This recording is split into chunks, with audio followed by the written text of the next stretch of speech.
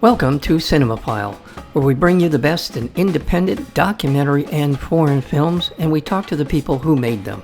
I'm your host, Mike Caspar, and you can find out more about the program by going to cinemaphilepod.com.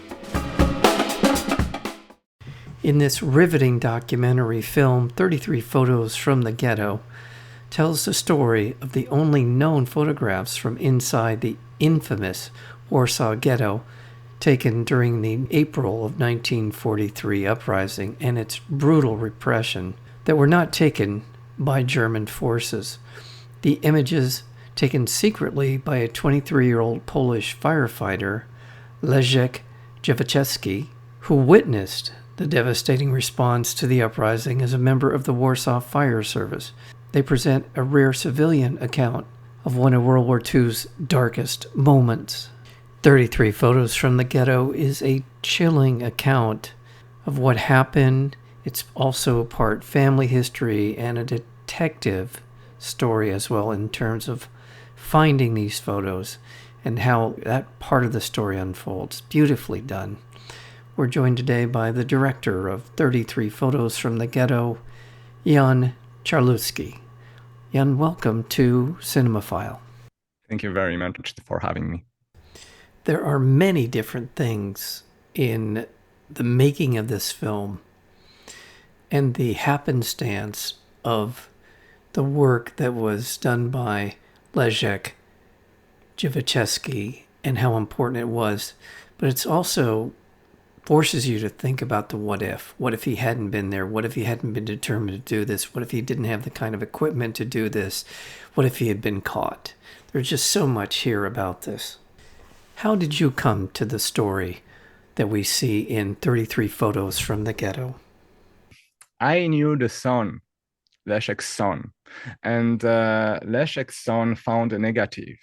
So he found an old negative 80 years later after Warsaw Ghetto uprising. And on that negative, you could see 33 photos taken in the ghetto. So that was a big discovery because the only known pictures from the Warsaw Ghetto uprising were made by the Nazis. And they were honestly the most famous pictures from the Holocaust. And Leszek is making those pictures, his pictures, in the same place, in the same streets. So he's hiding, he's making these pictures secretly, holding his camera, hiding it in his coat and making pictures. And 2 meters in front of him, we can see almost on one picture, a German officer taking a picture that is in the Stroop report. Stroop was the SS police general who was in charge of the liquidation of the ghetto. And the photos were taken by German officers, by German soldiers. What changes, what is important in Leszek's pictures is that they are taken by a witness, not by a prosecutor. He's taking these pictures with a shaking hand, and he's taking, and it was very important, with compassion. Because we know that Leszek's family and Leszek himself was hiding a Jewish family in his home. So that is photos that are photos to testify, to witness, and to not forget. So he was traumatized making those pictures. He was traumatized. We can read in his diaries just after Warsaw Ghetto uprising that he changed, that he became silent somehow. And probably we would never found out about those pictures because he was never talking about this at home. He was never talking about those pictures to his son and daughter. It's only one Jewish person from the Jewish family he was hiding during World War II that asked him in a letter in the 50s to send him a few pictures. And Leszek in 1960, probably in 1960, sent several pictures to the Laks family, to Hilary Laks. Hilary Laks was this Jewish person, and his daughter, Romana Laks, who was hiding a few times in Leszek's house because she was hidden in a convent by a sister of charities. But the person who was hiding in Leszek's house, it was the mother of Romana and the wife of Hilary. So for hiding one person, you need many person to help. It's very dangerous because if the Nazi discover that you are hiding a person, the whole family can be shot. It was a very restrictive law.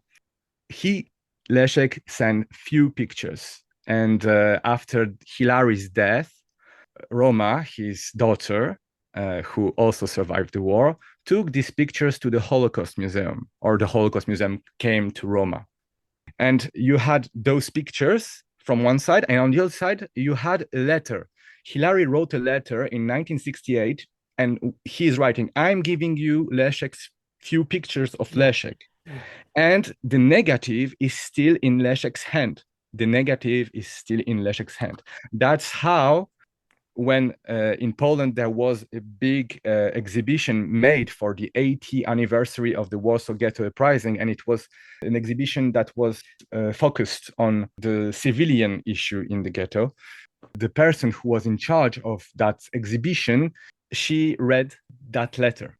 And so she contacted Maciek Grzywaczewski, Leszek's son, and gave him the letter. And Maciek, for a few months, was looking for those pictures because his father was an amateur of photography, and he was taking a lot of pictures. So after a few months, he found in the last box, because he was thinking it was another camera. So he found an old negative, and on that negative, you had those pictures. Jesus. Wasn't that in a bit of a crawl space under the flooring? Was that where they found? Yes. As I said to you, Leszek was not talking about war. I think people that were traumatized, and also when you listen to Jewish testimony, Jewish survivors, testimony of Jewish survivors, you see that they are not talking at home about it. They are not talking about the war. They are traumatized. So after Leszek's death, Maciek and his sister, they were cleaning the house, and they found under the ground, they found Leszek diaries. It was diaries. That's and what so it was. Okay. These diaries are telling the whole war. Thank God that people were willing to put their lives at risk and the lives of their family as well to document this sense of the horror of what was happening in front of them, carried out by people, some of whom they knew, some they obviously didn't know. So to see that contrast, and you see it in the film, of the people who were capable of this horror, of carrying out these atrocities against their neighbors, and then you would see these people who are willing to risk everything to do what they could to save these people as well. So I really think that what this film triggers is our position as witness. yeah. It's a film about a witness, not of course it's also a film about victims, but it's what is important from today's perspective is the position of witness. Leszek witness hell. He sees what is happening, and he takes his camera, and he, at the risk of his own life, he's taking pictures. So I think it's our position, what as witness we have to do, not being indifferent. This is, I think, the message of the film, not being indifferent to what is going on in the world. Right. And I'm not going to equate this there's no equivalency here. But we're seeing examples as we speak today of people willing to risk their lives against an oppression that is taking place. Again, this is not a moral equivalency. Yes, I think we don't have to say it's the same thing. It's not the same thing. No, it's not. Still, it's disturbing, really, making this film, because you are living in archives. So for a few months, a year or a year and a half, I was living in archives, in black and white archives, and I was seeing destroyed Warsaw. I was seeing, Nazis film, horrible film, propaganda film showing the horrible events in ghetto, in Warsaw Ghetto. So at the end, we see the ghetto in ruins. At the end of, and a year later, during the during the Warsaw Uprising in 1944, 1 year after the Warsaw Ghetto Uprising, the whole city was destroyed. So we see this whole city in rubbles. And honestly, today, when we see Gaza in rubble or other places, but today it's Gaza, we see Gaza in rebels, it makes you think. It's very disturbing. It is. It It's very is, disturbing. again, I'm not going to get into a I deep discussion about I this, think I but it really is what think we see. It is what we see.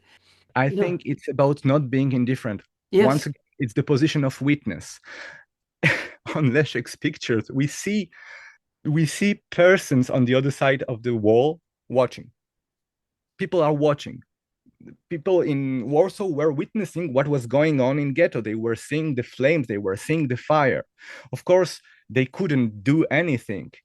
Even some of them, there was a little, but very, very, very little help of Polish resistance. But still, like people, civilians were not able to help because it was very dangerous for them. And people were not doing anything. Maybe some of them were happy of what was going on. Witness is also someone who is not indifferent. right. And it's the story of Leszek. He starts from someone who is quite indifferent to Jewish people. Even he's going to an anti-Semitic rally, and his road goes to a witness in a deep, profound, existential way.